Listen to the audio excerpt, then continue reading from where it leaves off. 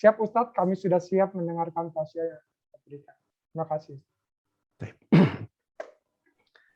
Bismillahirrahmanirrahim.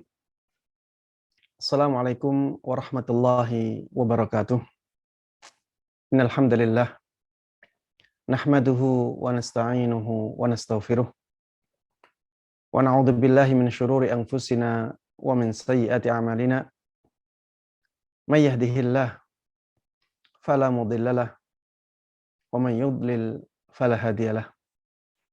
Wa asyhadu an la ilaha illallah wahdahu la syarikalah wa asyhadu anna Muhammadan abduhu wa rasuluh.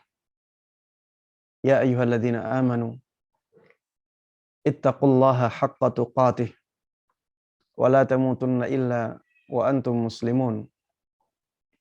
Amma ba'd, fa inna asdaqal hadithi kitabullah wa khairal huda huda Muhammadin sallallahu alaihi wasallam wa syarral umuri muhdatsatuha fa inna kulla muhdatsatin bid'ah wa kulla bid'atin dhalalah.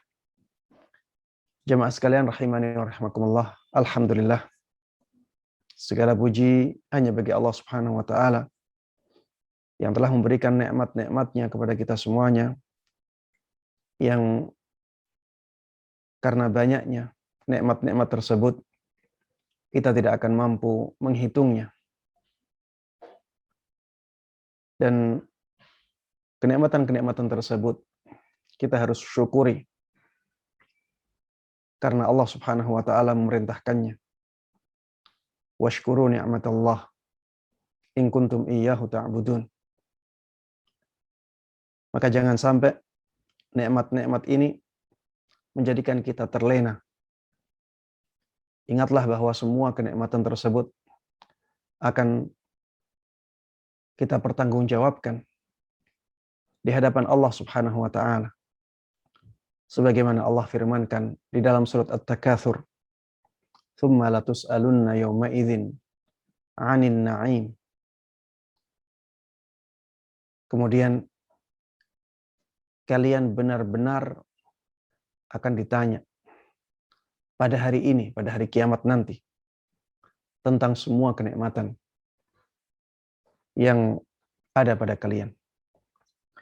Jemaah sekalian rahimani wa rahimakumullah, tidak lupa salawat dan salam semoga selalu terlimpahkan kepada Nabi kita yang sangat kita cintai, yang sangat kita kagumi, sangat kita junjung tinggi.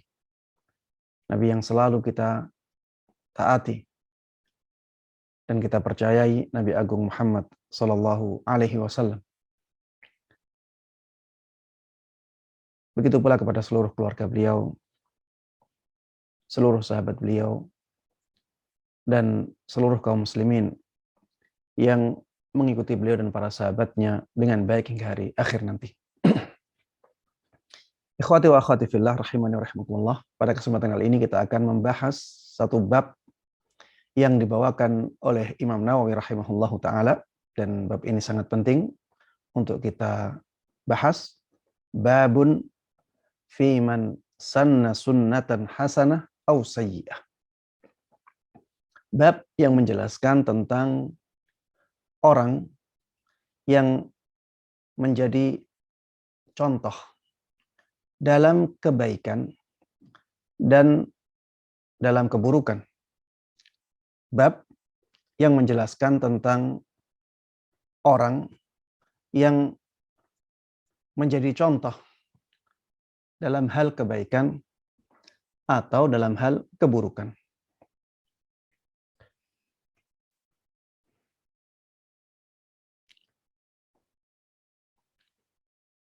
Imam Nawawi rahimahullahu taala di dalam bab ini ingin menjelaskan kepada kita tentang keutamaan orang yang menjadi pelopor kebaikan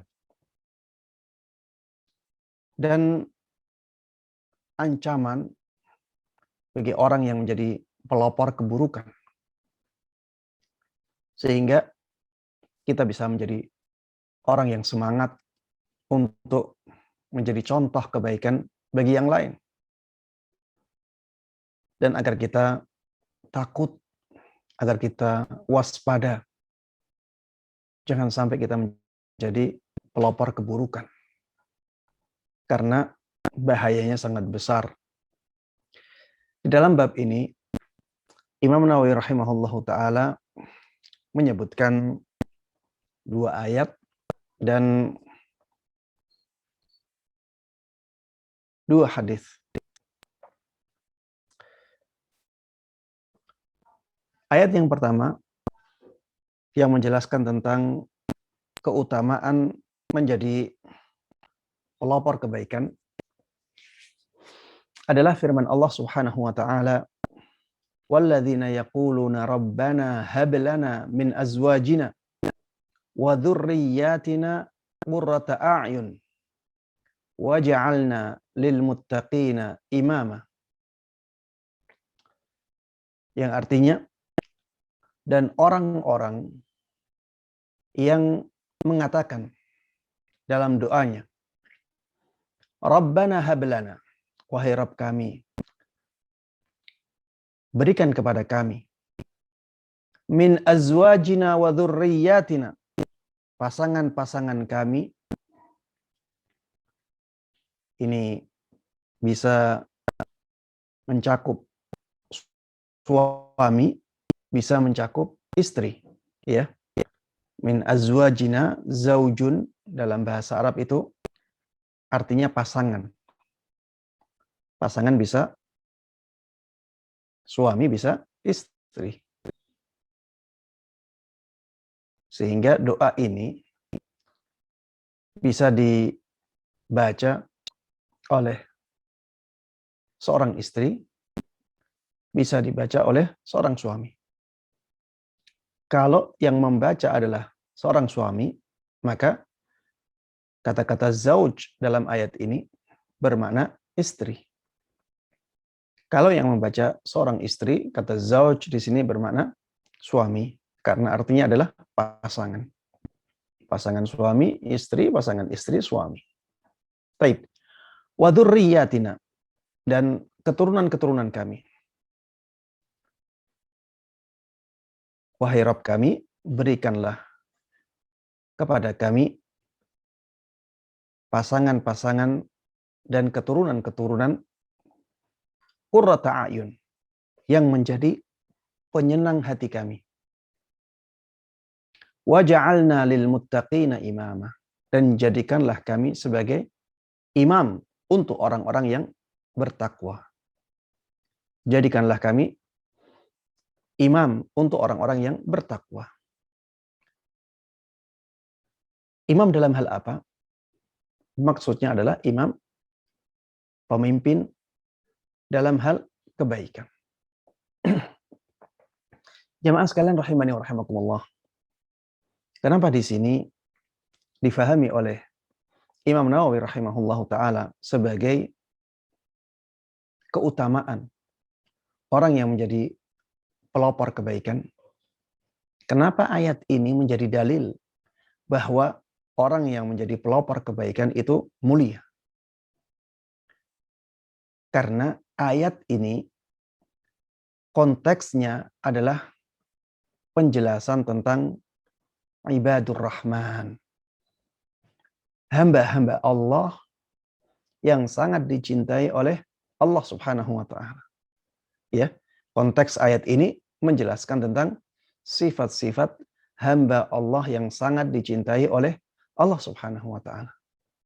Di antara sifat mereka adalah mereka yang selalu berdoa dengan doa ini. Wahai Rabb kami, berikanlah kepada kami pasangan-pasangan dan keturunan-keturunan yang menjadi penyenang hati kami. Dan jadikanlah kami orang yang menjadi imam bagi orang-orang yang bertakwa. Jadikanlah kami imam bagi orang-orang yang bertakwa.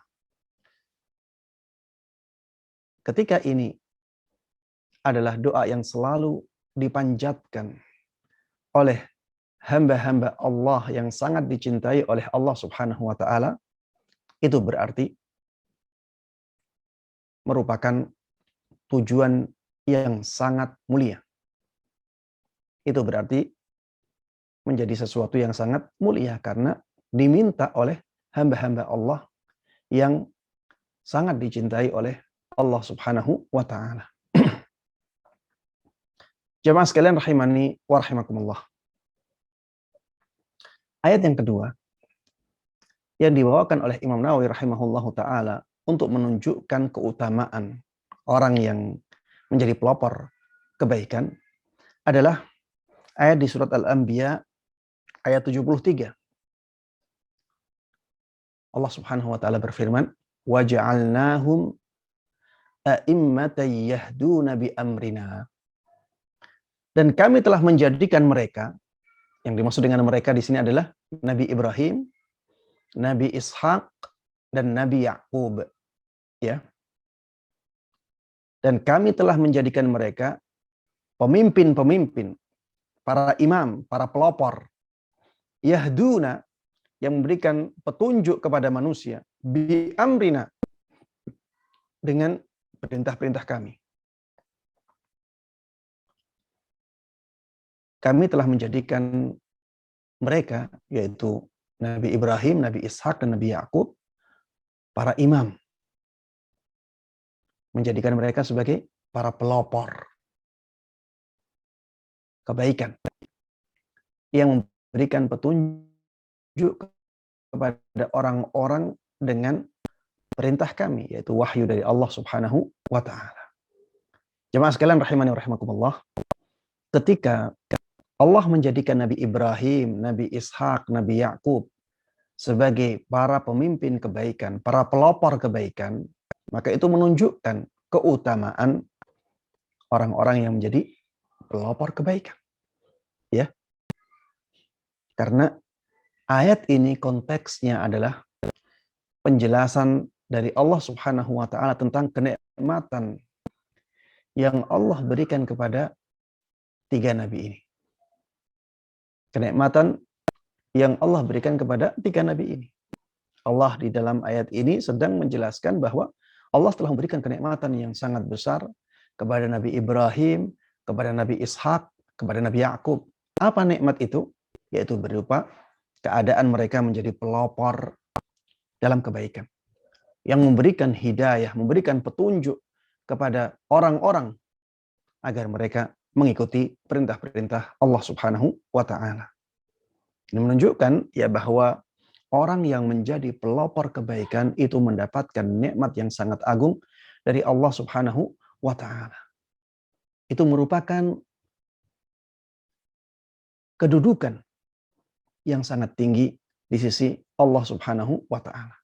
Maka jemaah sekalian rahimani wa rahimakumullah, jadilah orang-orang yang menjadi orang-orang yang menjadi pelopor kebaikan. Berusahalah untuk menjadi pemimpin-pemimpin dalam kebaikan. Karena ini kemuliaan yang sangat tinggi di sisi Allah Subhanahu wa taala dan pahalanya sangat besar. Jamaah sekalian rahimani wa rahimakumullah. Dalil yang ketiga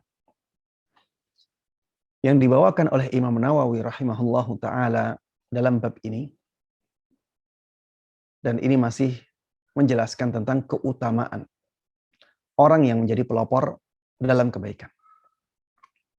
Hadis dari Jarir ibn Abdullah radhiyallahu taala anhu. Hadis ini hadis yang sangat masyhur ya. Tapi ceritanya tidak masyhur. Yang masyhur hadisnya. Tapi bagaimana hadis tersebut datang, asbabul wurudnya kurang begitu masyhur. Tapi di sini disebutkan bagaimana hadis Jarir ibn Abdullah radhiyallahu taala anhu dari Nabi Muhammad sallallahu alaihi wasallam itu datang. Jarir ibn Abdullah radhiyallahu taala anhu mengatakan, "Kunna fi sadrin nahar." Pernah suatu ketika kami di awal siang. Di awal siang ini ada yang mengatakan sebelum sholat zuhur. Ya. sebelum sholat zuhur. Makanya dalam riwayat lain nanti disebutkan, ya. Dalam riwayat lain ada yang menyebutkan setelah itu Rasulullah SAW sholat zuhur. Pernah suatu ketika kami berada di waktu awal siang. Inda Rasulillah sallallahu alaihi wasallam, di sisi Rasulullah sallallahu alaihi wasallam. Kami sedang bersama beliau di awal siang. Faja'ahu qaumun uratun mujtabin nimar awil aba.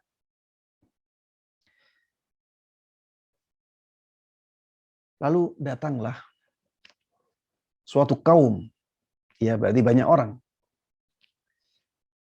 Urah, mereka telanjang. Jemaah sekalian rahimani wa rahimakumullah, yang dimaksud dengan telanjang di sini maksudnya yaghlibu alaihim al-uri. Jadi mereka memakai pakaian, tapi pakaian mereka tidak cukup menutupi badan mereka. Bukan karena kesengajaan, tapi karena kesahajaan mereka. Mereka sangat miskin sekali. Itulah pakaian yang mereka miliki. Di dalam hadis ini, kata-katanya urah, telanjang. Tapi yang dimaksud adalah pakaian mereka tidak mencukupi untuk menutup badan mereka. Di dalam riwayat lain disebutkan hufah. Mereka tidak memakai alas kaki.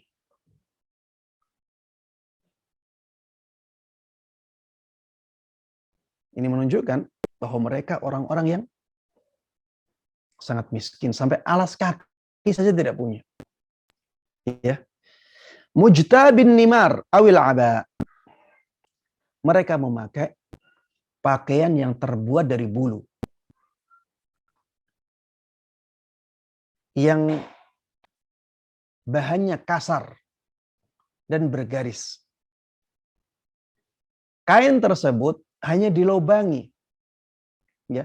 Jadi dia kain biasa dilobangi sebagai tempat untuk masuknya kepala.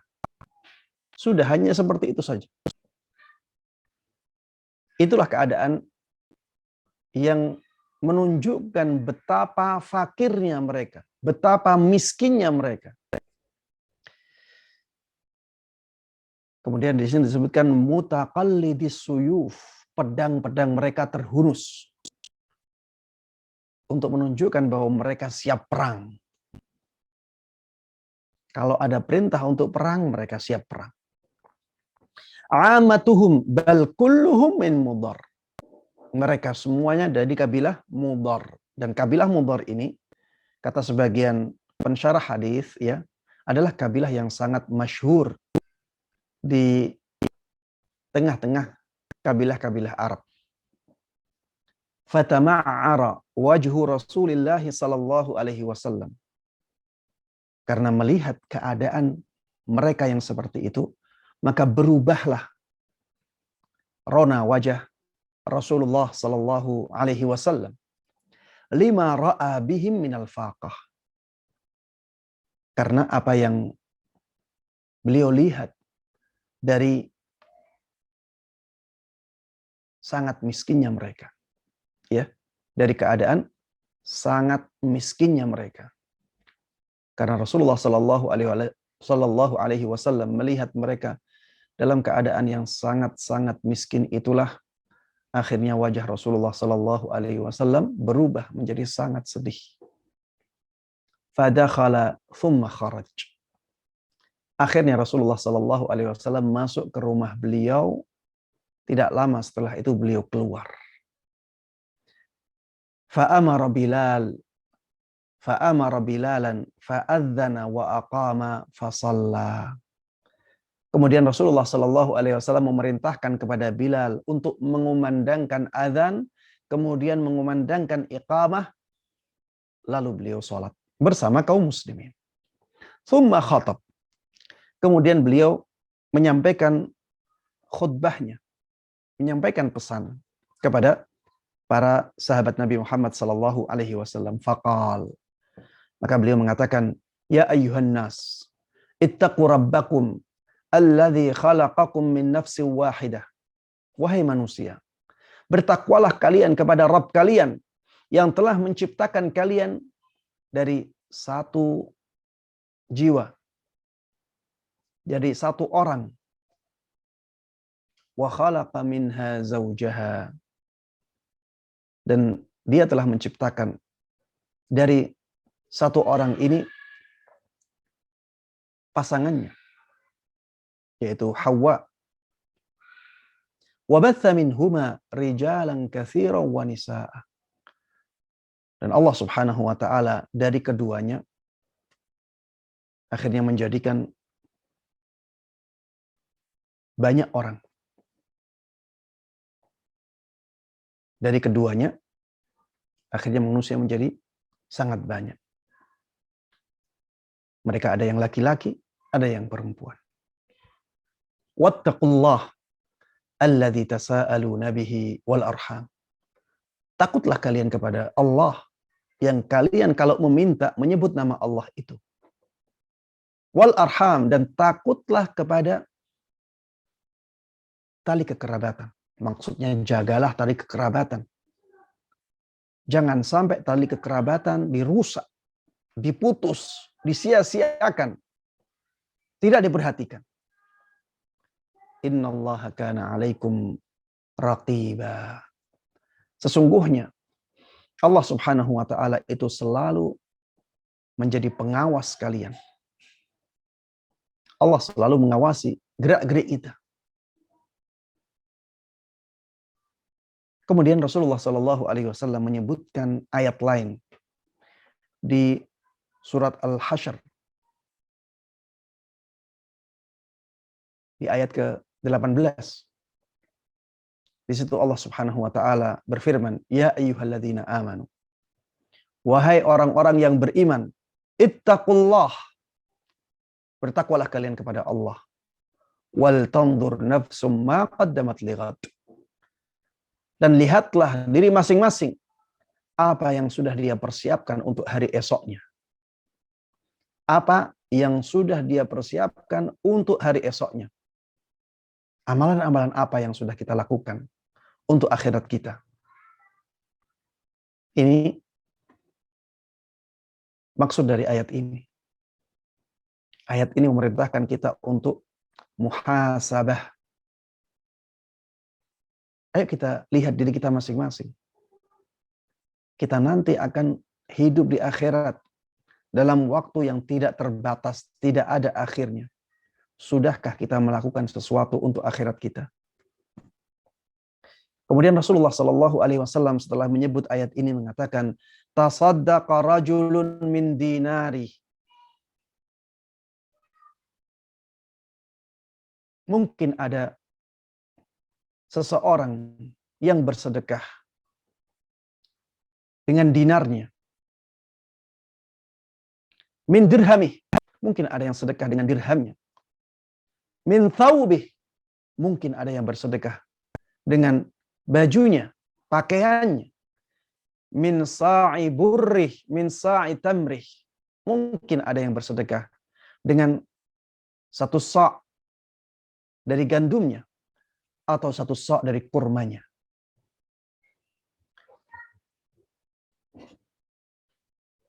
Rasulullah Shallallahu Alaihi Wasallam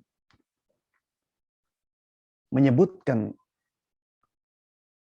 anjuran untuk bersedekah setelah beliau menyebutkan bahwa manusia itu dari satu orang. Sebagaimana disebutkan dalam ayat pertama di surat An-Nisa itu. Manusia semuanya itu dari satu orang. Kabilah Mudhar. Orang-orang dari kabilah Mudhar yang datang ketika itu, mereka itu juga dari kita. Rasulullah Shallallahu Alaihi Wasallam ingin mengingatkan para sahabat demikian. Mereka juga bagian dari kita. Mereka juga dari Nabi Adam dan Hawa. Mereka juga saudara kita. Kemudian Rasulullah Shallallahu Alaihi Wasallam mengingatkan mereka untuk bertakwa kepada Allah Subhanahu Wa Taala. Kita harus bertakwa dalam memperlakukan saudara-saudara kita ini. Dan Rasulullah Shallallahu Alaihi Wasallam dengan ayat itu juga menyebutkan atau mengingatkan, ayo kita lakukan amalan-amalan kebaikan untuk diri kita di akhirat nanti dengan berbuat baik kepada saudara-saudara kita ini. Kemudian setelah itu Rasulullah Shallallahu Alaihi Wasallam memberikan anjuran-anjuran terus untuk bersedekah. Sampai beliau mengatakan, walau bisyiqqi tamrah. Ayolah bersedekah walaupun hanya setengah kurma. Walaupun hanya setengah kurma. Ayo sedekah untuk saudara-saudara kita ini. Faja'a rajulun minal ansar bisurratin kadat kaffuhu ta'jizu anha. Maka datanglah seorang laki-laki dari kabilah Ansar, dari kaum Ansar. Kaum Ansar adalah penduduk Madinah yang masuk Islam. Mereka tuan rumah di kota Madinah. Ada seorang dari kaum Ansar membawa satu karung sesuatu. Saking banyak yang dibawa, sampai tangannya tidak kuat membawanya. Kadat kaffuhu ta'jizu anha bal qad ajazat. Jadi sampai tangannya tidak mampu membawa karung tersebut. Ada yang mengatakan isi karung itu adalah dirham. Sebagaimana disebutkan oleh Syekh Utsaimin rahimahullahu ta'ala. Karena dirhamnya sangat banyak dimasukkan ke dalam karung, akhirnya tangannya tidak mampu mengangkatnya. Tapi alhamdulillah ya, sampai di depan Rasulullah Sallallahu Alaihi Wasallam. Thumma tataba'an nas. Ketika orang-orang, para sahabat Nabi Muhammad Sallallahu Alaihi Wasallam melihat betapa semangatnya orang ini, akhirnya orang-orang pada ikut untuk bersedekah. Hatta ra'aitu qaumaini min ta'amin wa thiyab.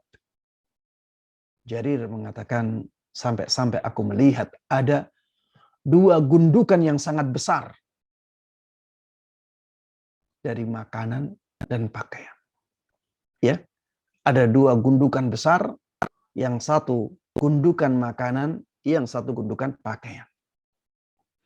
Hatta ra'aitu wajha Rasulillah sallallahu alaihi wasallam yatahallal ka'annahu mudhabah.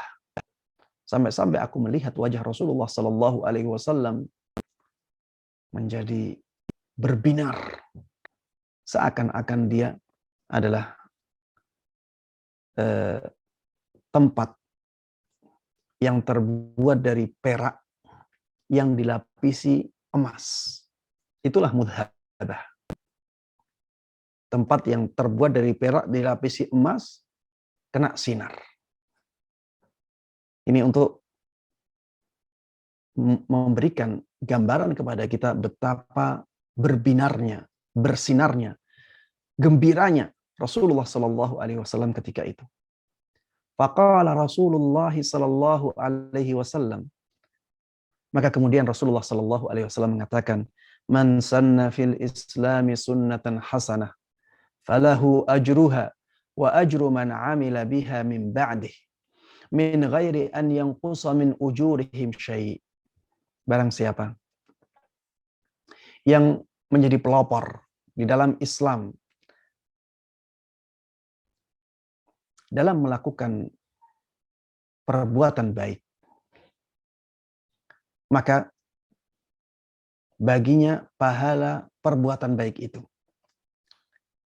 Dan pahala orang-orang yang mengikuti dia setelahnya, tanpa mengurangi pahala mereka sama sekali.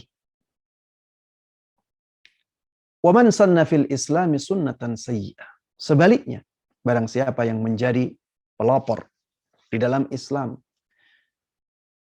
dalam melakukan keburukan, kana alaihi wizruha, maka dia akan menanggung dosa perbuatan buruknya. Wa wizru man amila biha min ba'dih min ghairi an yanqusa min auzarihim syai'.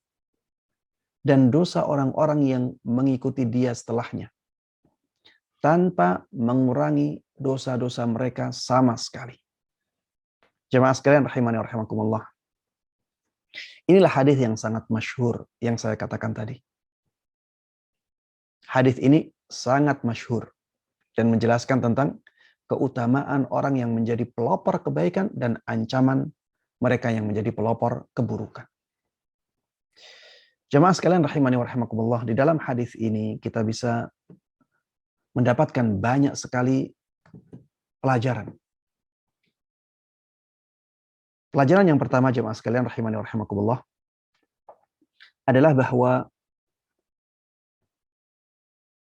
Rasulullah Shallallahu Alaihi Wasallam adalah seorang pemimpin yang sangat memperhatikan keadaan umatnya. Beliau sangat besar sekali perhatiannya. Tenggang rasanya tinggi. Itulah rahmat yang ada pada diri Rasulullah Shallallahu Alaihi Wasallam.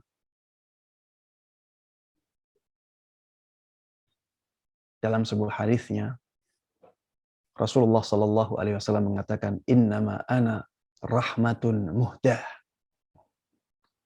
Sungguh aku adalah rahmat yang dihadiahkan oleh Allah Subhanahu wa Ta'ala kepada seluruh manusia. Sangat selaras dengan firman Allah Subhanahu wa Ta'ala, "Wa ma arsalnaka illa rahmatan lil alamin." Kami tidaklah mengutusmu wahai Muhammad kecuali sebagai rahmat bagi semua alam, bagi seluruh alam. Jemaah sekalian rahimani wa rahimakumullah. Lihatlah bagaimana Rasulullah Shallallahu Alaihi Wasallam langsung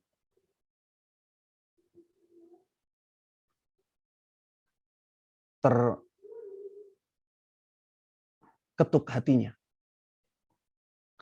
untuk mengumpulkan para sahabatnya.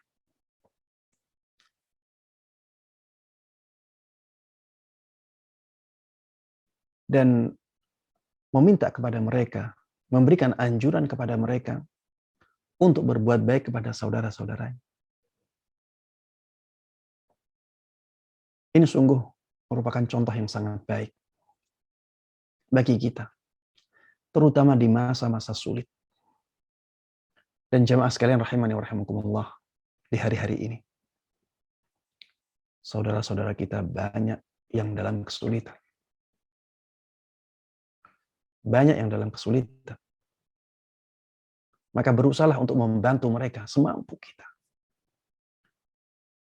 Walau bisyiqqi tamrah, kata Rasulullah Sallallahu Alaihi Wasallam, walaupun hanya dengan secuil kurma atau setengah kurma, apa yang kita bisai, apa yang kita mampu, berikan kepada mereka. Dan Allah Subhanahu wa Ta'ala akan melihat usaha kita, betapa besarnya usaha kita. Bukan melihat nominalnya. Makanya dalam sebuah hadis Rasulullah Shallallahu Alaihi Wasallam mengatakan 1 dirham itu bisa mengalahkan 100.000 dirham. 1 dirham bisa mengalahkan 100.000 dirham. Sampai para sahabat bertanya, wahai Rasulullah Sallallahu Alaihi Wasallam, 1 dirham yang bagaimana yang bisa mengalahkan 100.000 dirham ini? Kata Rasulullah Sallallahu Alaihi Wasallam, ada orang hanya punya 2 dirham, maka dia sedekahkan 1 dirhamnya. Sedangkan orang lain dia punya harta yang sangat melimpah, akhirnya dia sedekahkan 100.000-nya. 100.000 dirham dari harta dia yang sangat melimpah. 100.000 dirham dari orang tersebut tidak sampai setengah hartanya. Tapi satu dirham dari orang yang satunya tadi itu sampai setengah hartanya. Yang setengah harta ini, yang 1 dirham ini, pahalanya lebih besar daripada yang 100.000 dirham. Inilah Islam. Maka sebagai seorang muslim, jangan sampai kita merasa minder dengan amal perbuatan kita. Allah melihat usaha kita. Kita miskin, benar yang kita sedekahkan sedikit. Tapi kelihatannya sedikit. Sebenarnya Allah Subhanahu wa Ta'ala melihatnya sebagai sesuatu yang sangat besar. Apabila memang itu usaha kita yang sangat besar. Jamaah sekalian rahimani wa rahimakumullah. Sebelum adanya pandemi, orang-orang yang terlihat kecukupan, bisa saja setelah pandemi, dia menjadi miskin. Dan keadaan mereka yang seperti itu banyak. Ya, mereka yang keadaannya seperti itu banyak. Apalagi yang tadinya miskin. Ketika ada pandemi seperti ini menjadi sangat miskin sekali. Maka jamaah sekalian rahimani wa rahimakumullah, mari kita berusaha membantu saudara-saudara kita semampu kita. Harapkan pahala dari Allah Subhanahu wa Ta'ala. Dan yakinlah bahwa Allah Subhanahu wa Ta'ala dengan sedekah tersebut akan memudahkan jalan rezeki kita.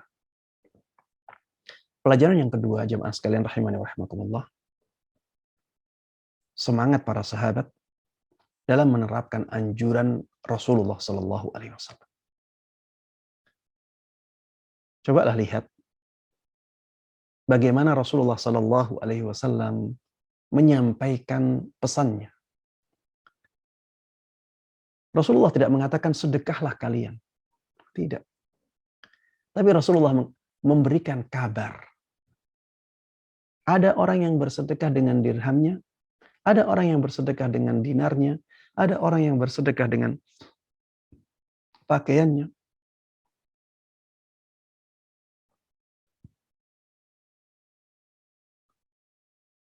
Dan ada orang yang bersedekah dengan gandumnya, dengan kurmanya.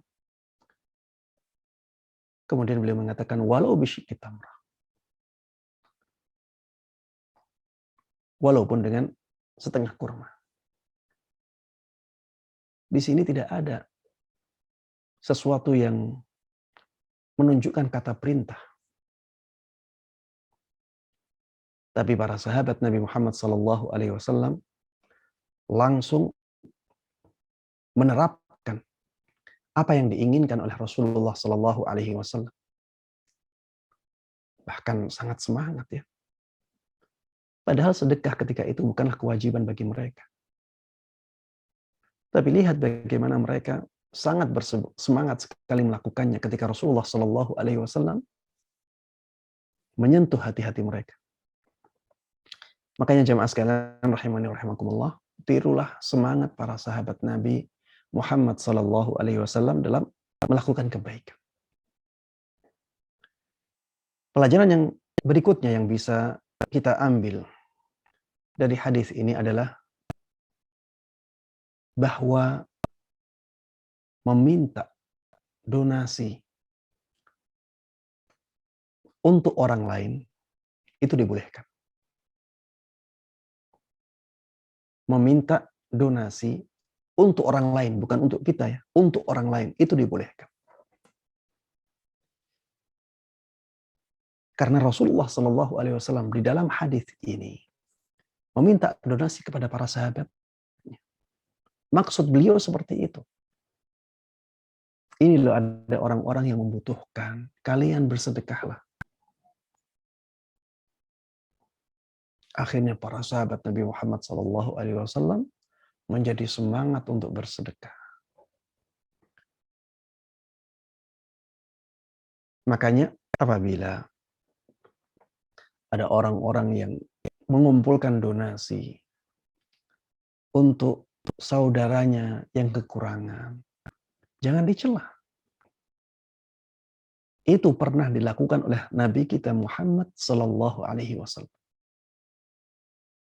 Sebagaimana yang ada dalam hadis ini. Bahkan di dalam hadis lain, Rasulullah Sallallahu Alaihi Wasallam pernah didatangi oleh seorang yang dia rugi dalam bisnisnya. Dia rugi dalam bisnisnya. Dia menanam sesuatu, qadarullah ma syaa fa'al, terjadi paceklik. Yang akhirnya menjadikan dia banyak hutangnya. Akhirnya Rasulullah Shallallahu Alaihi Wasallam memerintahkan kepada para sahabatnya untuk memberikan sedekah kepada orang tersebut. Jadi Rasulullah benar-benar meminta kepada para sahabat untuk bersedekah kepada orang itu. Maka yang seperti ini tidak ada masalah. Bahkan bisa jadi sangat dianjurkan. Kenapa? Karena kalau kita melakukan yang seperti itu, kita berarti mengajak orang lain untuk melakukan kebaikan. Dan orang yang mengajak orang lain untuk melakukan kebaikan akan mendapatkan pahala seperti pahala orang tersebut dalam melakukan kebaikan. Makanya tidak benar ya orang-orang yang mencela mereka yang mengumpulkan donasi untuk saudara-saudaranya yang kekurangan. Apalagi di masa pandemi.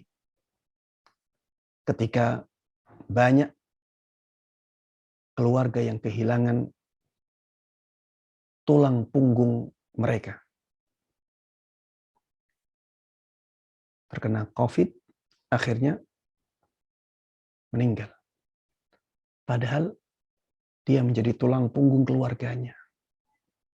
Istri yang ditinggalkan kadang-kadang tidak terbiasa untuk bekerja.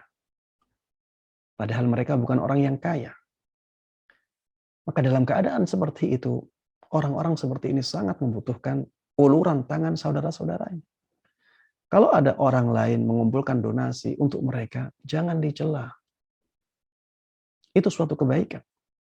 Dan Rasulullah Shallallahu Alaihi Wasallam beberapa kali melakukannya. Itu merupakan sunnah. Pelajaran yang berikutnya yang bisa kita ambil dari hadis ini adalah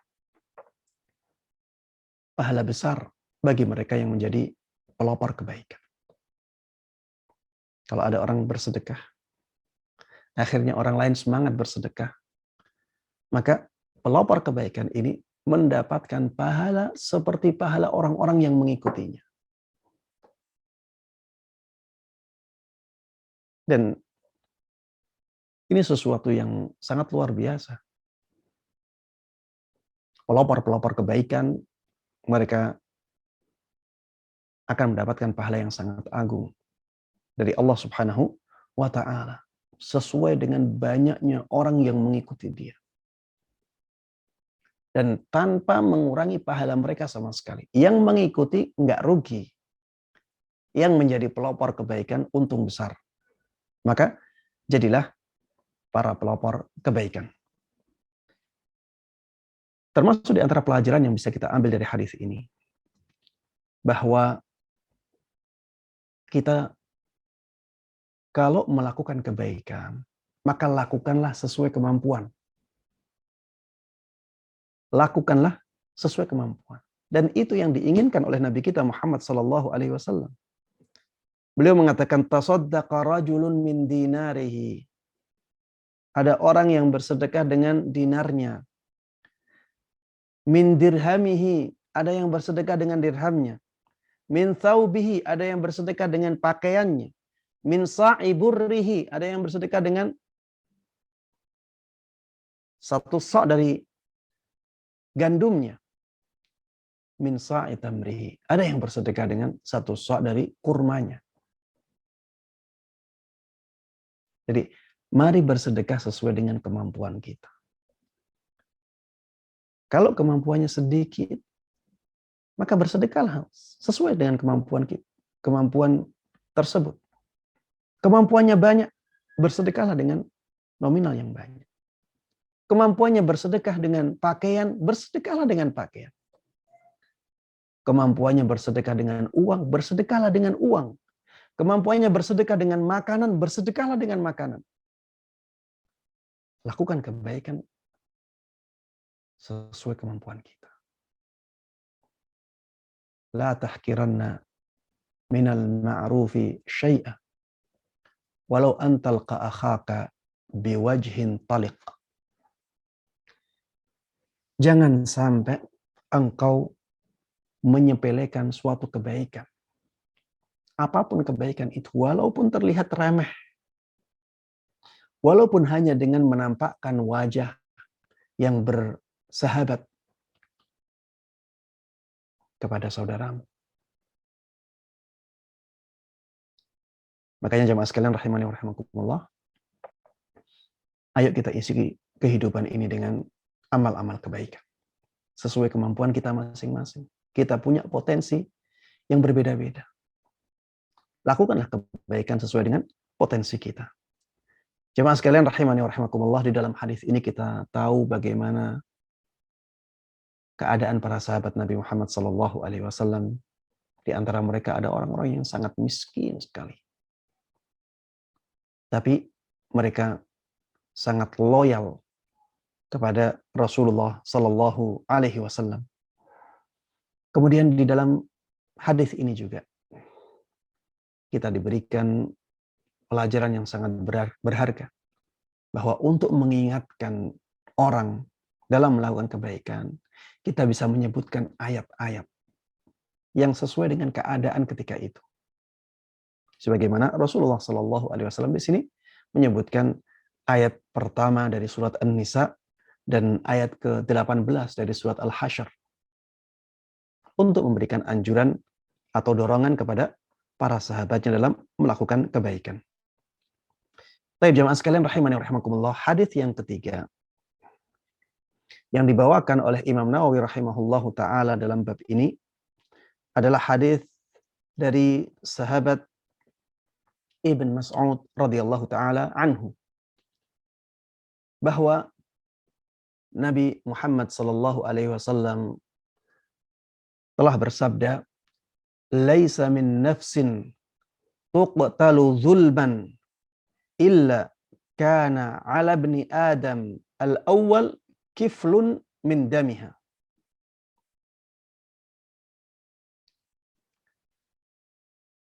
Tidak ada seorang pun yang dibunuh secara zalim kecuali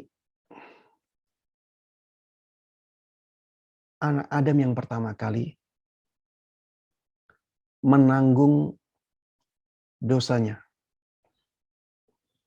Kecuali anak Adam yang pertama kali menanggung dosanya. Subhanallah. Betapa besar dosa yang ditanggung oleh anak Adam yang pertama kali membunuh manusia. Ada yang menyebutnya namanya Qabil.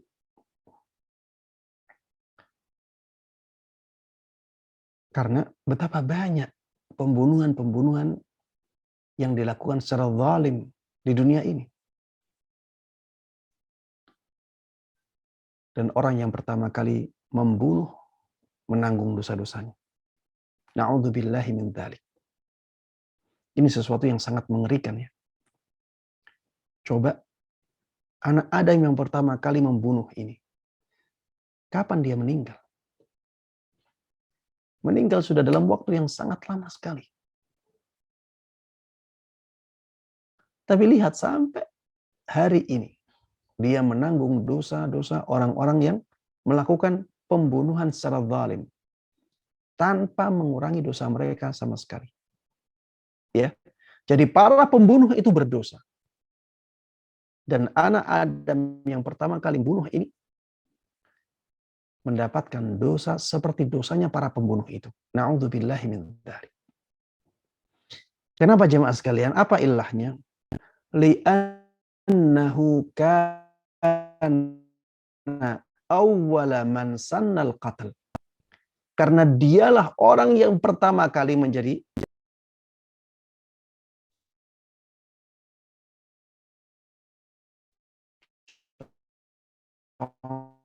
contoh dalam pembunuhan. Kali mencontohkan pembunuhan. Makanya orang-orang yang melakukan pembunuhan setelah itu, makanya dia akan menanggung dosa dari orang-orang yang melakukan pembunuhan setelah itu.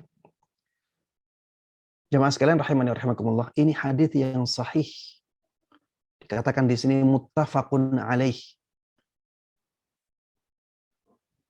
Jadi Imam Bukhari dan Imam Muslim meriwayatkan hadis ini dalam kitab sahihnya dari satu sahabat Nabi Muhammad SAW, yaitu sahabat Ibn Mas'ud radhiyallahu taala anhu. Jemaah sekalian rahimani wa rahimakumullah. Ini menunjukkan bahwa orang yang menjadi pelopor keburukan itu dalam bahaya yang sangat besar. Na'udzubillahi min dzalik. Orang yang menjadi pelopor misalnya LGBT. Na'udzubillahi min dzalik, betapa besar dosanya mereka. Orang yang menjadi pelopor pamer aurat, betapa besar dosanya mereka. Na'udzubillahi min dzalik.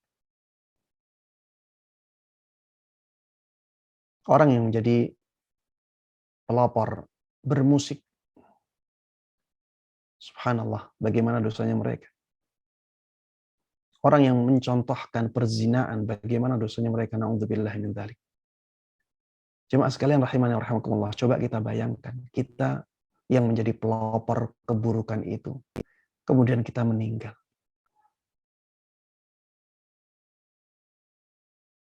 Dan keburukan-keburukan itu masih terus dicontoh oleh manusia-manusia setelah kita. Setiap hari banyak sekali kiriman dosa-dosa yang menggunung. Betapa sedihnya kita di alam kubur itu. Dan betapa kita akan sangat kaget dengan banyaknya dosa di akhirat nanti. Ketika amal kita ditimbang oleh Allah Subhanahu wa taala. Na'udzubillah min dzalik. Coba bayangkan ya, kita tidak melakukannya. Kita tidak melakukan dosa itu. Tapi ternyata kita mendapatkan bagian dari orang lain dalam perbuatan dosanya. Ada dosa-dosa yang dimasukkan ke timbangan amal buruk kita. Padahal kita tidak melakukannya. Kenapa? Karena kita menjadi pelopor dalam keburukan itu. Makanya para jemaah sekalian rahimani wa rahimakumullah, berhati-hatilah dalam melakukan keburukan. Jangan sampai kita menjadi orang-orang yang menjadi pelopor keburukan. Ustaz, bagaimana kalau sudah terlanjur, Ustaz?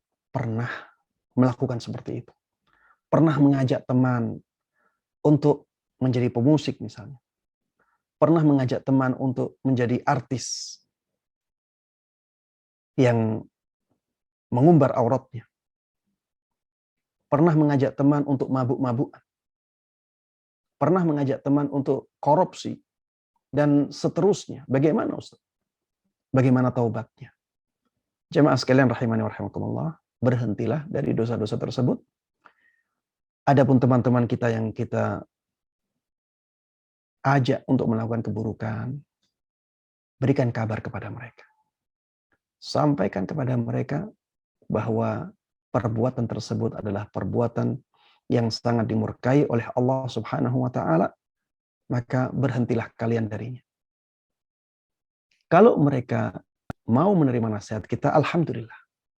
Kalau tidak mau menerima nasihat kita, maka kita sudah gugur kewajibannya. Dan insya Allah, ya, yang seperti itu tidak akan menjadi dosa jariah bagi kita. Karena kita sudah berusaha untuk memperbaiki keadaan. Ya, demikian pembahasan pada kesempatan kali ini. Ya, mudah-mudahan bermanfaat bagi kita semuanya. Mudah-mudahan Allah berkahi ilmu kita. Dan mudah-mudahan Allah Subhanahu wa Ta'ala menjadikan kita semuanya orang-orang yang semangat untuk menjadi pelopor kebaikan. Dan mudah-mudahan Allah jauhkan kita dari keadaan orang yang menjadi pelopor keburukan. Amin amin ya rabbal alamin. Wa sallallahu wa sallama wa baraka ala nabiyina Muhammadin wa ala alihi wa sahbihi wa man tabi'ahum bi ihsanin ila yaumiddin. Alhamdulillahi rabbil alamin. Ya, terima kasih Ustadz atas tausiah yang diberikan pada malam ini. Insya Allah banyak manfaat yang bisa kita ambil dari hal yang kita dengar pada malam ini. Kebetulan ada satu pertanyaan Ustadz.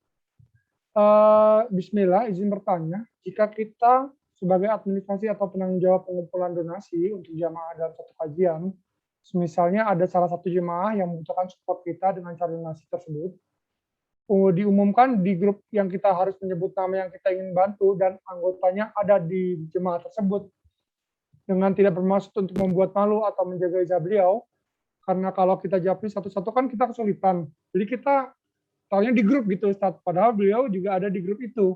Itu bagaimana Ustaz? Apakah hal tersebut salah Ustaz? Iya, ini berkaitan dengan menjaga adab ya, dan tenggang rasa. Coba kita posisikan diri kita seperti diri dia.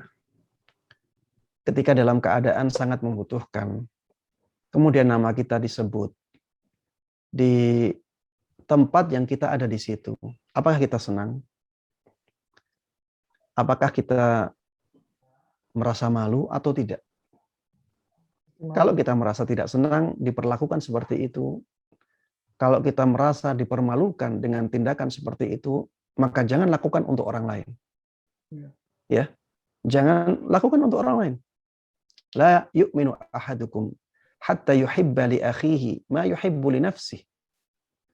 Tidak sempurna iman salah seorang dari kalian sampai dia ingin kebaikan untuk saudaranya sebagaimana dia ingin kebaikan untuk dirinya. Ya, kalau dia tidak ingin diperlakukan seperti itu, maka jangan perlakukan orang lain seperti itu. Ya, cukup dengan menyebutkan bahwa ada dari saudara kita yang sangat membutuhkan. Ya, siapa yang ingin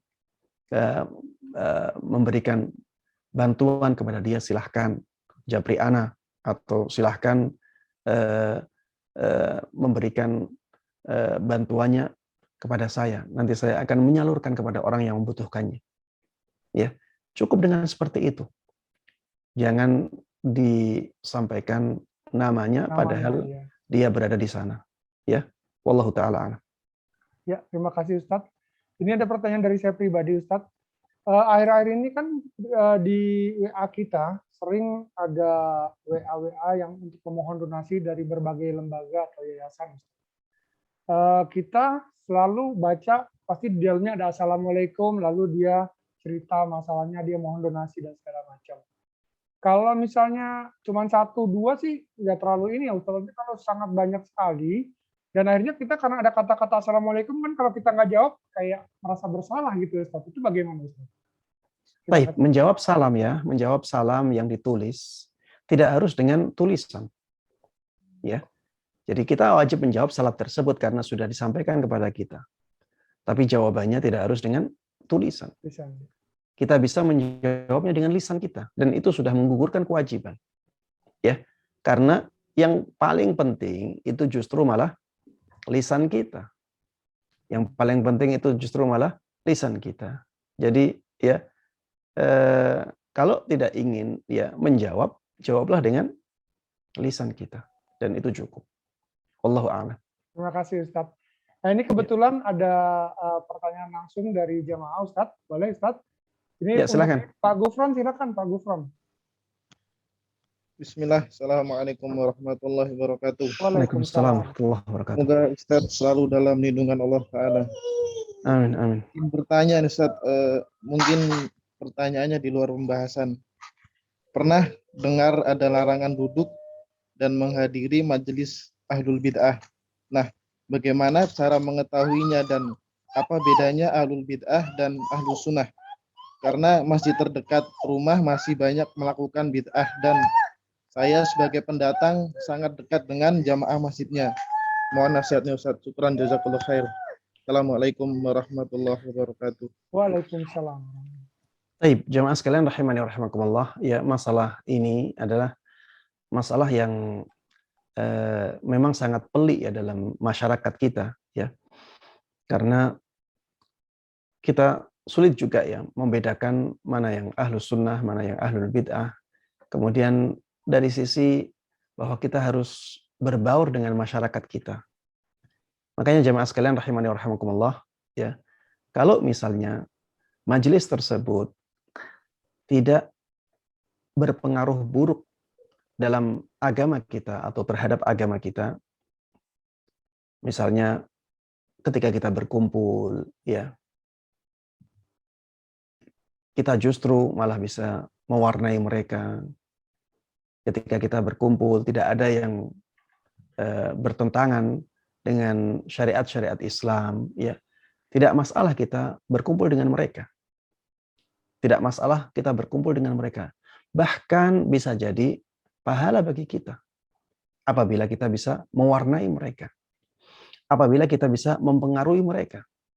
Apabila kita bisa mengubah wajah yang tadinya terlihat buruk ya dari wajah ahlus sunnah wal jamaah menjadi terlihat lebih baik, lebih indah, lebih bersahabat. Ya. Dengan syarat tadi ya, dengan syarat kita tidak terwarnai oleh mereka. Kita tidak terbawa kepada misalnya amalan-amalan yang tidak baik ya. Baik itu berupa maksiat ataupun berupa amal-amal yang tidak ada tuntunannya di dalam Islam atau bahkan amalan kesyirikan. Selama perkumpulan tersebut tidak membahayakan agama kita ya, maka tidak masalah kita berbaur dengan masyarakat ya. Tidak masalah kita berbaur dengan masyarakat, mendekat kepada mereka dan bawalah semangat untuk berdakwah. Ya. Dakwahi mereka dengan baik, dengan halus, dengan lembut. Karena kita juga mencintai mereka. Sebagaimana kita senang apabila kita mendapatkan kebaikan, kita juga senang apabila mereka mendapatkan kebaikan. Ya. Kebaikan yang berupa agama. Maka dakwahilah mereka, berbaurlah dengan masyarakat, tapi perhitungkan maslahat dan mudaratnya. Apakah dengan berkumpul dengan mereka di suatu majelis akan membawa kita kepada keburukan, atau kita bisa mengubah majelis itu menjadi kebaikan. Kalau kita yang terwarnai dengan keburukan, maka jangan bermajelis dalam majelis-majelis yang seperti itu. Ya. Karena di sana ada majelis yang memang khusus untuk melakukan perbuatan-perbuatan yang tidak ada tuntunannya dari Nabi kita Muhammad SAW. Kalau keadaan majelisnya seperti itu, ya kita jangan mengikuti, kita jangan ikut-ikutan. Tapi kalau majelisnya majelis yang tidak ada pelanggaran syariatnya, ya bahkan kita bisa mewarnai majelis tersebut menjadi lebih baik, ya maka itulah kesempatan kita untuk mewarnai dan membawa kebaikan untuk mereka. Wallahu ta'ala a'lam. Terima kasih Ustadz. Untuk yang raise hand kedua, Umu Iqbal, silakan Umu Iqbal. Bismillahirrahmanirrahim. Assalamualaikum warahmatullahi wabarakatuh. Waalaikumsalam warahmatullahi wabarakatuh. Afwan Ustadz, ada dua pertanyaan. Yang pertama, hadis yang dibahas pada malam hari ini, apakah berarti itu termasuk asbaul burud tentang dalil pelopor kebaikan? Itu yang pertama. Terus yang kedua, ma ma'na min nafsi wahidatin Ustadz. Afwan satu lagi. Kalau auratun itu mufrad atau jamak Ustadz? Kata? Auratun. Itu mufrad atau jamak? Yang ada di hadis Ustadz. Yang ada dalam hadis pembahasan malam kita hari ini. Aurah? Iya, na'am.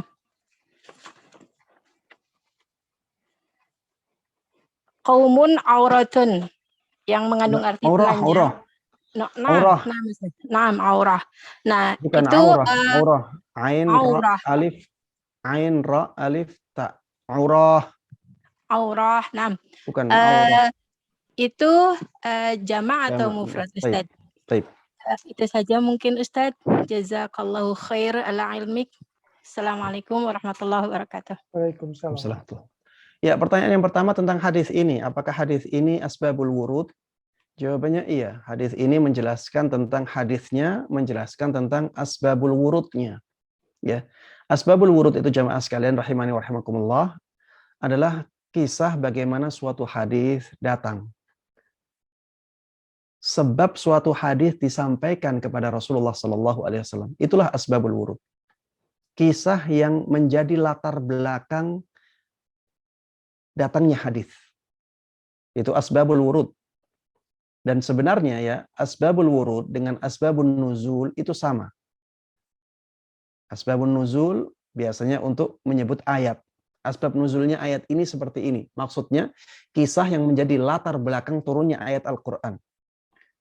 Asbabul wurud ya sebenarnya sama dengan asbabun nuzul. Tapi kenapa ayat dinamakan asbabun nuzul? Kisah yang melatar belakangi turunnya ayat itu dinamakan asbabun nuzul karena wahyu itu datangnya dari atas. Ya, turun wahyu.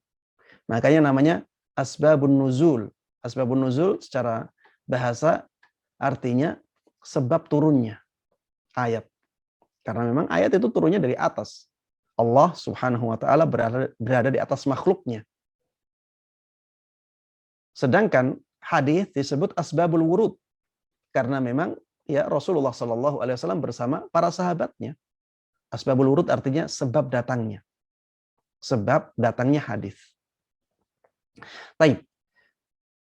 Sehingga hadis yang kita pelajari hari ini yang diriwayatkan dari sahabat Jarir ibn Abdullah radhiyallahu taala anhu itu mengandung asbabul wurud dan mengandung hadisnya. Baik, pertanyaan yang kedua, aurah. Apakah aurah itu jamak ataukah mufrad? Ya. Ini pertanyaan yang berkaitan dengan bahasa. Aurah itu jamak ya. Makanya di sini kata-katanya qaumun aurah. Orang banyak yang mereka telanjang. Dan tadi saya sudah sebutkan yang dimaksud dengan telanjang ini bukan telanjang secara mutlak ya. Tapi mereka memakai pakaian, tapi pakaian mereka tidak cukup menutupi tubuh mereka. Ya, atau lebih mudahnya ghalaba alaihim al-uri. Ya. Jadi ada banyak dari tubuh mereka yang tidak tertutupi. Qaumun orang banyak, sifatnya urah. Sifatnya mereka telanjang. Maka dipilih kata-kata yang bentuknya plural. Ya. Kata mufradnya ariyah. Kata mufradnya atau kata tunggalnya ariyah. Ya. Jamaknya urah. Baik. Pertanyaan yang ketiga tadi tentang apa?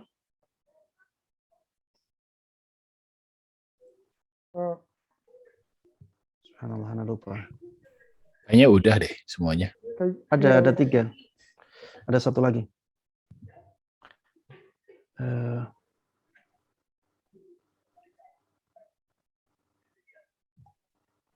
Apakah Ibu yang bertanya barusan masih sama kita?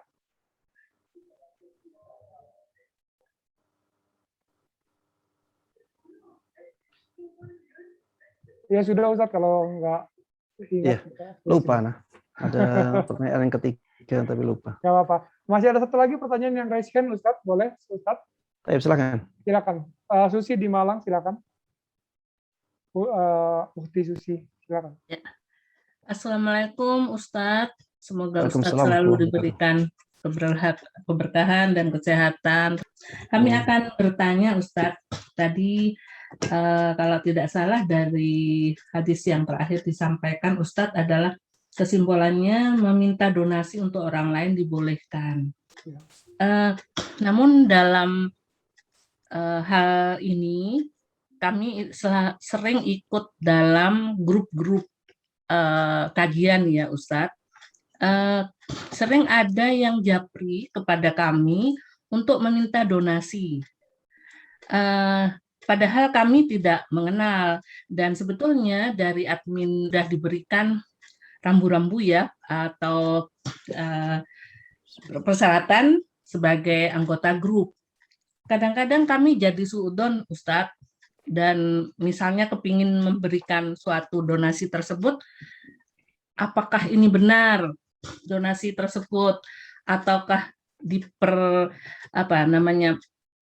tidak disalahgunakan. Nah, itu bagaimana Ustadz? Mohon pencerahannya, hukumnya gitu. Jazakallahu khairan Ustadz. Syukron. Assalamualaikum. Silakan Ustadz.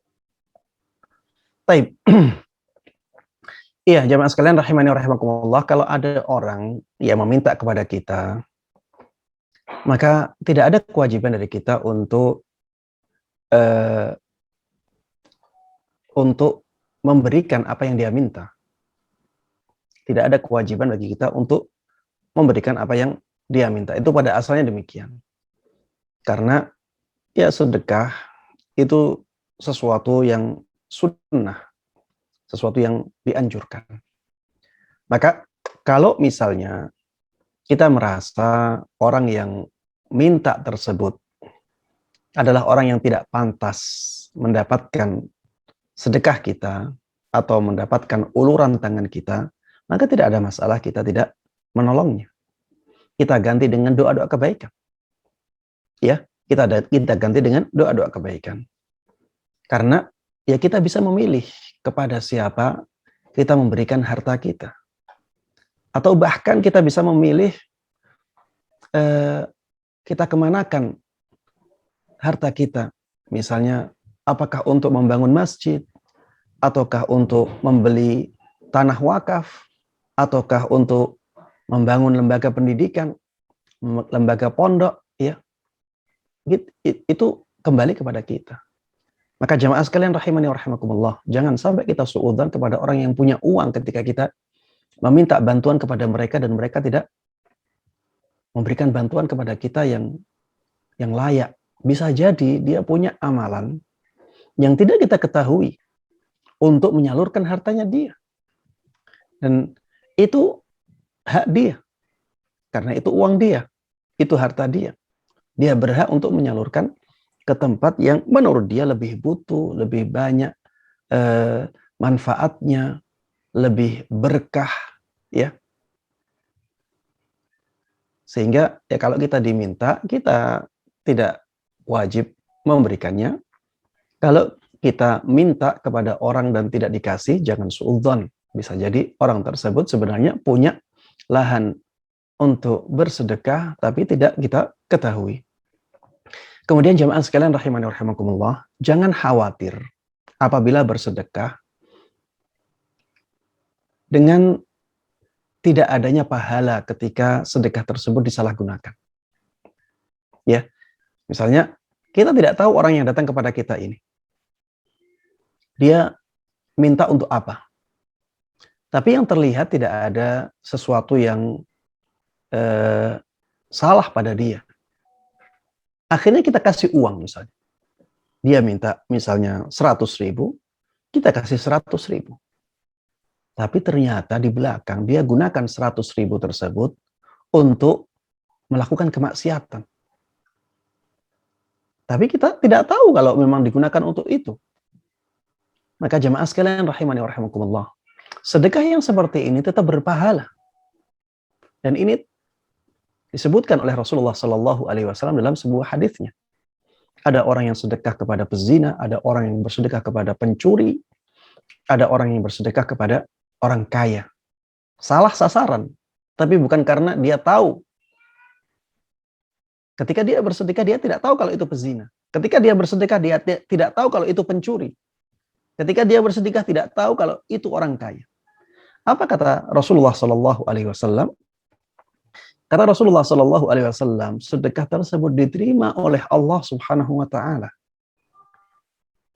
Dan beliau mengatakan bisa jadi sedekah untuk pencuri menjadikan pencurinya tidak jadi mencuri di malam itu.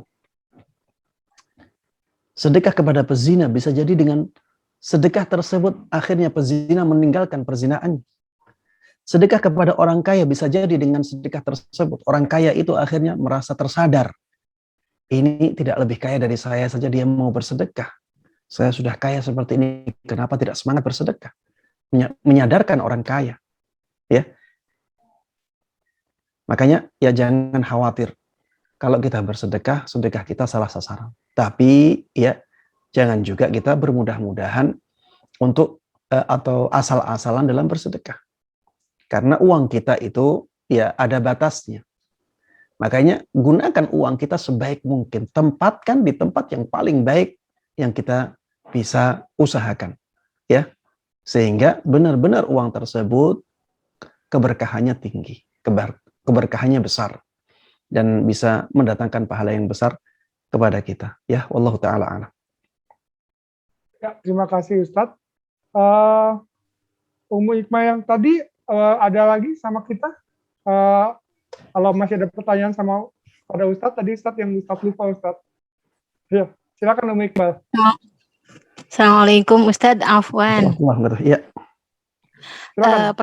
Pertanyaan Anda yang ketiga tadi, apa makna hadis dari min nafsi wahidatin? Taib. Iya. Syukran jazakallahu khair. Wa jazaki khairah. Ya, itu berkaitan dengan ayat ya, bukan dengan hadis. Ya, ayat tersebut ya, di surat An-Nisa ayat pertama, ya ayyuhan nas ittaqu rabbakum alladzi khalaqakum min nafsin wahidah. Wahai manusia, takutlah kalian kepada Allah Subhanahu wa taala yang telah menciptakan kalian dari satu orang. Nafsin wahidah. Nafsin itu orang atau jiwa. Kullu nafsin dha'iqatul maut, setiap orang akan mencicipi kematian atau setiap jiwa akan mencicipi kematian. Wahidatin artinya satu, ya. Maksudnya adalah Nabi Adam. Ya. Alladzi khalaqakum min nafsin wahidah, yang telah menciptakan kalian dari Nabi Adam yang satu orang itu. Nabi Adam itu satu orang. Wa khalaqa minha zawjaha, dan Allah menciptakan pasangan Nabi Adam dari tubuh Nabi Adam, ya. Bagian tubuh Nabi Adam, ya. Rasulullah SAW menjelaskan kepada kita bahwa bahwa Allah Subhanahu Wa Taala menciptakan Hawa itu dari tulang rusuk, ya. Dari tulang rusuknya Nabi Adam. Itu maksud dari kata-kata min nafsin wahidah. Tafsirannya satu orang, yang dimaksud satu orang tersebut adalah Nabi Adam alaihissalam. Wallahu a'lam. Ya, Ustaz, terima kasih banyak Ustaz. Ini banyak, kebetulan Alhamdulillah malam ini banyak peserta yang ingin terlibat langsung pada kajian kita hari ini, Ustaz. Boleh satu lagi pertanyaan? Ya, silakan. Mamat, silakan. Tolong, host. Jazakallah. Assalamualaikum Ustaz. Saya Muhammad dari Depok, Jawa Barat. Ustaz, terkait dengan donasi, tadi Ustaz sampaikan bahwa dibolehkannya meminta donasi atau minta sumbangan untuk pihak lain. Sekarang ini juga marak kan berbagai instansi atau lembaga online ya. Nah, ada juga kerabat Ana yang juga bekerja pada yayasan tersebut, di mana dia juga mendapatkan gaji lah gitu loh.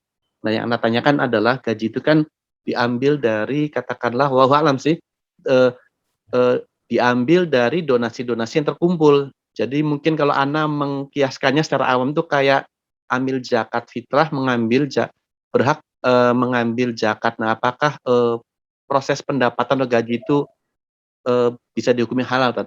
Demikian, Tad. Assalamualaikum warahmatullahi wabarakatuh. Waalaikumsalam warahmatullahi wabarakatuh. Iya, kalau misalnya ketika donasi, ya tidak ada penjelasan bahwa sebagian dari donasi akan digunakan untuk biaya operasional, maka lembaga yang menjadi pengumpul donasi tersebut tidak berhak untuk mengambil bagian dari donasi itu sama sekali. Ya, kalau tidak ada penjelasan seperti itu, ya, maka tidak boleh diambil. Kalau misalnya orang-orang yang mengumpulkan donasi tersebut ingin mengambil sebagiannya untuk operasional, maka silahkan disebutkan. Silahkan disebutkan.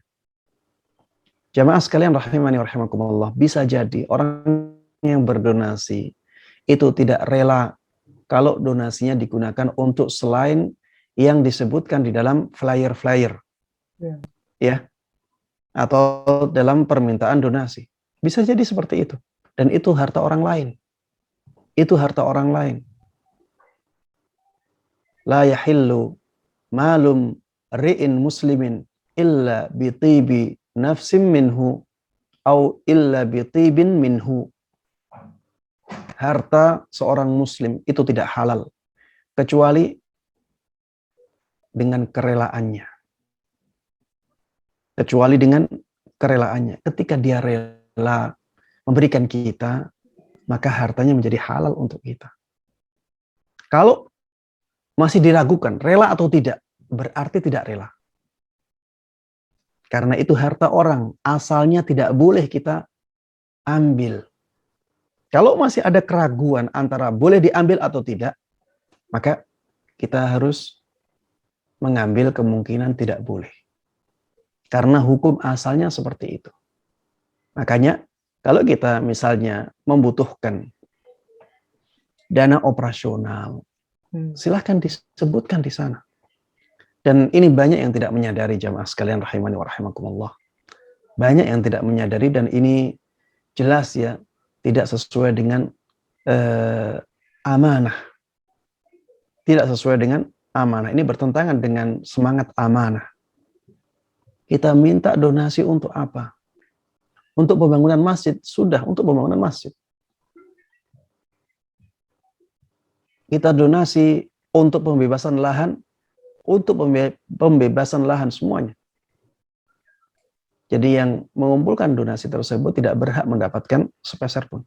Kecuali kalau disebutkan, misalnya 2% dari donasi yang terkumpul untuk biaya operasional. 1% dari donasi yang terkumpul untuk biaya operasional. Silahkan diambil 1%-nya. Kalau ada donasi yang masuk. Jamaah sekalian rahimani wa rahimakumullah. Ada lembaga-lembaga yang ngambilnya itu sampai 5%. Dan ini tidak sedikit ya. Ada yang mengambil sampai 10%. Coba kalau yang berdonasi tahu, apakah mereka akan berdonasi? Kalau tidak mau, berarti mereka tidak rela uangnya untuk diambil. Maka ya jagalah sikap amanah. Ya, sebagian juga yang mengumpulkan zakat, ya uang zakat dikumpulkan kemudian dibagikan. Orang yang mengumpulkan donasi zakat tersebut tidak berhak mengambil zakat itu sama sekali. Kalau dia bukan dari 8 asnaf zakat. Ustadz, kita kan bagikan juga butuh uang. Kalau kepengen seperti itu, tampilkan atau sampaikan kepada orang-orang yang menyampaikan donasinya. Bahwa ada sebagian uang yang digunakan untuk operasional. Dan sampaikan kadarnya berapa. Jelas, agar kita amanah dan uang tersebut benar-benar sampai kepada orang yang berhak mendapatkannya. Ya, demikian wallahu ta'ala. Terima kasih Ustadz. Ini saatnya kita membacakan pertanyaan melalui teks Ustadz. Yang saya bacakan ini yang berhubungan dengan kajian kita pada hari ini ya. Mohon pencerahannya. Terkadang kita mau memberi sedekah, tapi kita urungkan karena melihat dia merokok atau orang itu merokok. Apa yang sebaiknya dilakukan Ustadz? Jazakumullah khair. Baik, iya. Memang di antara sesuatu yang menjadikan sedekah kita lebih besar pahalanya adalah apabila tujuan sedekah kita adalah orang-orang yang baik. Apabila tujuan sedekah kita adalah orang-orang yang baik. Kalau sedekah kita berikan kepada orang-orang yang baik, maka pahalanya akan lebih besar. Kenapa? Karena orang-orang yang baik tersebut akan menggunakannya untuk kebaikan. Berbeda kalau orang-orangnya tidak baik, maka ada kemungkinan sedekah kita digunakan untuk sesuatu yang tidak baik.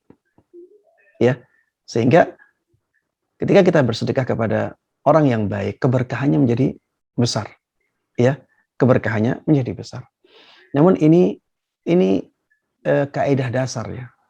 Kaidah dasarnya seperti itu. Bukan berarti dalam semua keadaan seperti itu. Bisa jadi dalam keadaan-keadaan khusus bersedekah kepada orang yang bermaksiat lebih baik. Misalnya ketika sedekah kita menjadikan dia akhirnya berhenti dari maksiatnya. Maka sedekah yang bernilai dakwah seperti ini akan lebih besar pahalanya daripada sedekah kepada orang yang baik, ya, meskipun akhirnya dia gunakan untuk kebaikan. Karena manfaat sedekah yang tadi yang kepada orang yang bermaksiat itu lebih besar, dan kenyataannya memang ada yang seperti itu. Ada orang yang buruk, ya, preman misalnya. Kalau kita tidak sedekahi atau kita tidak berikan hadiah, maka preman itu akan memusuhi dakwah. Akhirnya kita berikan dia uang terus, hadiah, sedekah, dan akhirnya menjadikan dia hatinya luluh dan menjadi pembela dakwah. Ya tentunya yang seperti ini sangat baik, ya, bisa jadi lebih afdal daripada bersedekah kepada orang yang tadi yang baik, ya, tapi karena keadaan khusus itu. Wallahu taala. Terima kasih Ustadz. Ada pertanyaan lagi, ini seperti yang disampaikan Ustadz, tapi sebaliknya nih Ustadz. Assalamualaikum warahmatullahi wabarakatuh. Waalaikumsalam. Untuk sedekah sebaiknya kepada keluarga terdekat, namun terkadang keluarga yang disedekahi itu jadi menggantungkan dirinya kepada yang menyedekahkan. Tidak ada usaha untuk bekerja. Itu bagaimana Ustadz? Demikian pertanyaannya. Taib. Iya. Termasuk di antara sedekah yang sangat tinggi keutamaannya adalah bersedekah kepada kerabat, ya. Orang yang masih punya tali kekerabatan, ya, hubungan tali kekerabatan dengan kita, ya. Jadi kalau misalnya ada dua orang miskin, yang satunya punya hubungan kekerabatan dengan kita, yang satunya tidak punya hubungan kekerabatan dengan kita, lebih afdal mana sedekah kita berikan? Jawabannya lebih afdal kepada orang yang miskin yang masih punya hubungan kekerabatan dengan kita, ya, sebagaimana disebutkan oleh Nabi kita Muhammad Sallallahu Alaihi Wasallam. Ini seperti saya sampaikan tadi adalah kaidah dasar. Ini adalah kaidah dasar. Dalam kasus-kasus tertentu bisa jadi ada pengaruh lain yang menjadikan bersedekah kepada kerabat tidak lebih afdal, ya. Misalnya ketika sedekah kita berikan kepada kerabat, ya, ternyata menjadikan kerabat tersebut malah semakin jauh dari agamanya, ya, semakin jauh dari agamanya. Bisa jadi misalnya kita sedekah kemudian diberikan HP, akhirnya dia sering gunakan HP-nya untuk bermaksiat kepada Allah, dia semakin jauh dari agamanya, ya. Maka sedekah tersebut tidak lebih baik daripada sedekah kepada orang lain yang tidak digunakan untuk keburukan, ya. Jadi kalau misalnya, ya, sedekah kita berakibat buruk kepada kerabat kita, maka ada baiknya untuk kita hentikan dahulu. Ada baiknya untuk kita hentikan dan kita berikan pelajaran kepada dia, ya, berikan pelajaran kepada dia. Jangan sampai malah menggantungkan diri kepada orang lain, karena Islam itu mencela orang-orang yang meminta-minta. Ya, sampaikan kepada dia. Islam mencela orang yang meminta-minta. Islam memberikan anjuran untuk berdikari, ya, untuk mencari kehidupan sendiri. Dan para nabi di zaman dahulu juga mereka bekerja sendiri untuk mencukupi kehidupan mereka. Dan tangan yang di atas itu lebih mulia daripada tangan yang di bawah. Intinya, sampaikan kepada dia pesan-pesan yang menjadikan dia tidak menggantungkan kehidupannya kepada orang lain, ya. Tapi kalau misalnya kalau tidak dikasih sedekah, dia semakin parah keadaannya, ya, semakin jauh dari agamanya. Kalau kita kasih sedekah, dia menggantungkan diri tapi tidak jauh dari agamanya, maka tidak masalah kita kasih sedekah tersebut kepada dia, tetap memberikannya kepada dia untuk menghindarkan dia dari mudarat yang lebih besar. Ya, wallahu taala alam. Jadi kita lihat kasus per kasus ya Ustadz, ya. Iya, Ada kaidah dasar, kemudian ketika kita terapkan harus kita lihat kasus per kasusnya. Wallahu taala. Ya Ustadz, ini masih ada beberapa pertanyaan lagi nih Ustadz, sampai jam berapa ya kita ini? Boleh berapa pertanyaan lagi Ustadz? Satu pertanyaan terakhir ya. Oh baik Ustadz. Ya. Ini Ustadz, ini mengenai sedekah lagi nih Ustadz. Assalamualaikum Ustadz, bolehkah seorang istri melarang suaminya untuk bersedekah dengan saudaranya yang terlilit hutang karena korupsi dan berfoya-foya? Jadi ini persis sama pertanyaan tadi juga Ustadz, tapi ininya beda. Silakan Ustadz. Baik. Iya, apakah istri boleh melarang suaminya untuk bersedekah kepada kerabatnya yang terlilit hutang karena kesalahan yang dilakukan oleh kerabat tersebut? Betul. Secara kaidah, ya, apa yang dilakukan istri tersebut tidak masalah apabila hanya berupa masukan. Apabila hanya berupa masukan atau memberikan pertimbangan. Kalau dia benar-benar melarangnya, kemudian mengancamnya, kemudian memberikan hukuman kepada suaminya kalau tetap memberikan sedekahnya kepada kerabat tersebut, maka ini tidak boleh. Ya, tidak boleh memberikan keharusan seperti itu karena uangnya suami. Karena uangnya itu punya suami. Berbeda kalau uangnya punya istri, ya, istri berhak untuk tidak memberikannya kepada orang yang tidak dia inginkan. Ini uangnya suami sendiri. Dan itu juga untuk kebaikan. Itu juga untuk kebaikan, sedekah. Itu sedekah tetap. Kalau suaminya bersedekah kepada orang itu, dia mendapatkan pahala. Dia mendapatkan pahala. Dan bisa jadi dengan sedekah tersebut, akhirnya orang yang tadinya foya-foya, tadinya korupsi, bisa jadi akhirnya sadar. Bisa jadi akhirnya tunduk kepada suaminya tersebut untuk akhirnya mengubah kehidupannya menjadi lebih baik. Ya, kalau hanya berupa masukan maka tidak ada masalah. Ya, karena ya itu seperti orang memberikan nasihat kepada orang lain.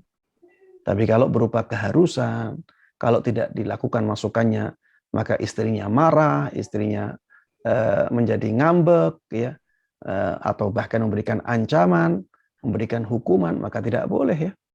Karena itu amal kebaikan juga. Walaupun sasarannya mungkin menurut istrinya kurang pas, kurang tepat. Tapi yang jelas itu merupakan sedekah yang tetap